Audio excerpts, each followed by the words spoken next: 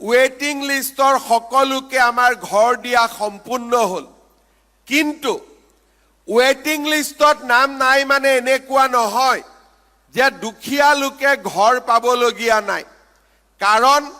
প্ৰথমতে যেতিয়া আমি ঘৰৰ জিঅ' টেগিং কৰিছিলোঁ বহুতো দুখীয়া লোক এই জিঅ' টেগিঙৰ পৰা বাদ পৰি গৈছিলে যেতিয়া নৰেন্দ্ৰ মোদী ডাঙৰীয়া তৃতীয়বাৰৰ বাবে দেশৰ প্ৰধানমন্ত্ৰী হ'ল তেখেতক আমি লগ পাওঁতে কৈছিলোঁ যে প্ৰধানমন্ত্ৰী ডাঙৰীয়া আৰু কেইলাখমান লোকক ঘৰ দিলেই আমাৰ ৱেটিং লিষ্ট শেষ হ'ব কিন্তু এতিয়াও বহুত গাঁৱৰ মানুহে প্ৰধানমন্ত্ৰী আৱাস যোজনাৰ ঘৰ পোৱা নাই প্ৰধানমন্ত্ৰী ডাঙৰীয়াই আমাক তেতিয়া কৈছিলে যে মই নতুন কৰি আৰু 5 কোটি ঘৰ দিম গতিকে অসমত তোমালোকে জিঅ' টেগিং আৰম্ভ কৰা আপোনালোকে গম পাই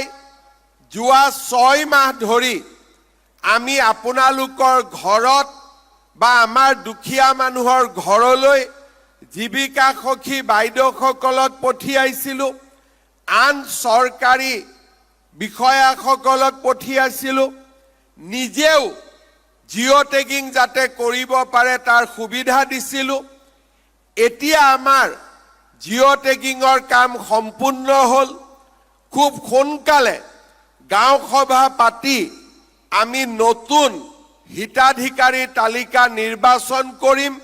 আৰু মই ভাবোঁ যে নতুন জিঅ' টেগিঙৰ পৰাও আমি ঘৰ নোপোৱা সকলো মানুহকে আমি ঘৰ দিবৰ কাৰণে সফল হ'ম মই আজিও অফিচাৰসকলক ৰাতিপুৱা সুধিছিলোঁ যে আমাৰ জিঅ' টেগিং হ'ল নে নাই কিমান জিঅ' টেগিং হ'ল এতিয়ালৈকে কল্যাণ মোক কল্যাণ চক্ৰৱৰ্তী ডাঙৰীয়াই ক'লে যে নতুনকৈ অসমত আৰু 30 লাখ মানুহে জিঅ' টেগিং কৰিছে আমাৰ চেষ্টা হ'ব এই 30 লাখ মানুহৰ ভিতৰত যিসকলে নতুনকৈ জিঅ' টেগিং কৰিলে তেওঁলোকৰ যাৰ যাৰ ঘৰ নাই সকলোকে আমি যাতে ঘৰৰ অনুমোদন দিব পাৰোঁ এতিয়া তাৰ বাবেও আমি চেষ্টা আৰম্ভ কৰিম তাৰ মানে আমাৰ লক্ষ্য হ'ব যে অসমত যিমান মানুহৰ ঘৰ নাই বা কেঁচা ঘৰ আছে সকলোকে প্ৰধানমন্ত্ৰী আৱাস যোজনাৰ ঘৰ প্ৰদান কৰা সেইবাবে কোনোবাই ভাবিব পাৰে যে আজিতো 3 লাখ ঘৰ দিলে আমিও জিঅ' টেগিং কৰিছিলোঁ আমাৰ কি হ'ব এইখিনি হ'ল পুৰণা লিষ্ট আজি আমি শেষ কৰিলোঁ ইয়াৰ পিছত আমি নতুনকৈ যি ঘৰ দিম সেয়া হৈছে নতুনকৈ জিঅ' টেগিঙৰ পৰা আমি নতুনকৈ ঘৰ দিম সেই প্ৰক্ৰিয়াও এতিয়া আমি আৰম্ভ কৰিম